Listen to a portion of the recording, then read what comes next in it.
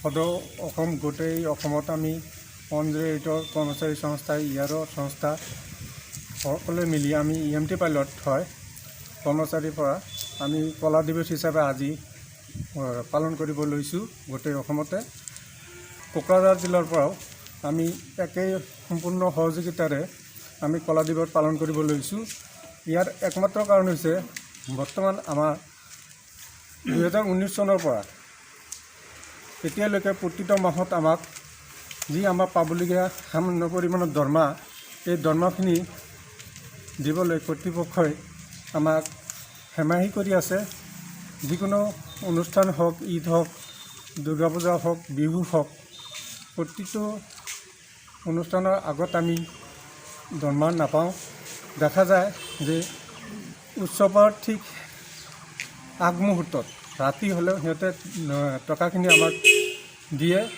সেই ক্ষেত্ৰত আমালোকৰ কৰ্মচাৰীসকলৰ বহুতো অসুবিধা হয়। আমি যিহেতু খুব কম দৰমহাত কাম কৰি আছোঁ, গতিকে আমাক সময়মতে দৰমহা দিয়াটো আমি বিভাগীয় কৰ্তৃপক্ষৰ ওচৰত দাবী জনাইছোঁ। বাৰে বাৰে দাবী জনোৱাৰ স্বত্তেও আমালোকক সঠিক সময়ত মানে দৰমহাখিনি মোকলাই নিদিয়ে আৰু সিহঁতে মানে এই দৰমহাৰ ক্ষেত্ৰত আমি বাৰে বাৰে আপত্তি জনোৱাৰ স্বত্তেও যে আমাক প্ৰথম সপ্তাহত দৰমহাটো দিলে আমালোকৰ ভাল হয়, গতিকে দিয়া নাই। তাৰ পৰিপ্ৰেক্ষিতত আজি আমি কৰ্মবিৰতি নহয়, আমি কলা দিৱস মানে কলা বেজ পৰিধান কৰি আমি নিজৰ নিজৰ দায়িত্ব আমি সকলো কৰ্মীয়ে সুচাৰুৰূপে পালন কৰি আছোঁ।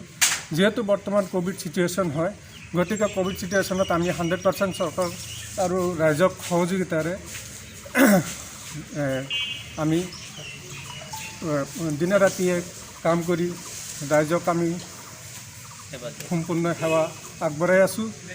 সেই ক্ষেত্ৰত আমি চৰকাৰক নতুন চৰকাৰ যিহেতু আহিছে, নতুন চৰকাৰক আমি দৃষ্টিগোচৰ কৰিব বিচাৰোঁ যাতে নতুন চৰকাৰে আমাক অলপ হ'লেও সহায় আগবঢ়ায়।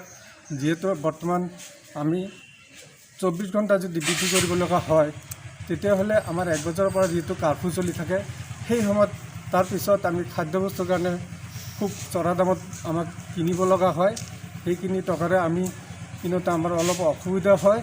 গতিকে চৰকাৰক আমি এইখিনি ক'ব বিচাৰোঁ যাতে আমাক অলপ ভাত্ৰা হ'লেও কিবা এটা সকাহ যদি দিয়ে আমাৰ কৰ্মচাৰীসকলক আৰু দুগুণ উৎসাহেৰে কাম কৰিব বুলি মই ভাবোঁ। এইখিনি হওক বা চৰকাৰৰ যি নতুন মন্ত্ৰী আছে তেখেতে যাতে আমাক অলপ দয়া ভাৱেৰে চাই যাতে আমাৰ এই যিখিনি সমস্যা সমাধান কৰিব বুলি মই আশা কৰি এইখিনিতে মোৰ বক্তব্য। স্বাস্থ্য মিছন কৰ্তৃপক্ষক মই এটাই অনুৰোধ জনাম যে আমাৰ চেলাৰীটো যাতে মাহৰ প্ৰথম সপ্তাহত হয়, সেইটো কাৰণে আমি আজি এনেকুৱা বিৰোধ প্ৰদৰ্শন কৰিব লগা হৈছে কলা দিৱস হিচাপে। ধন্যবাদ।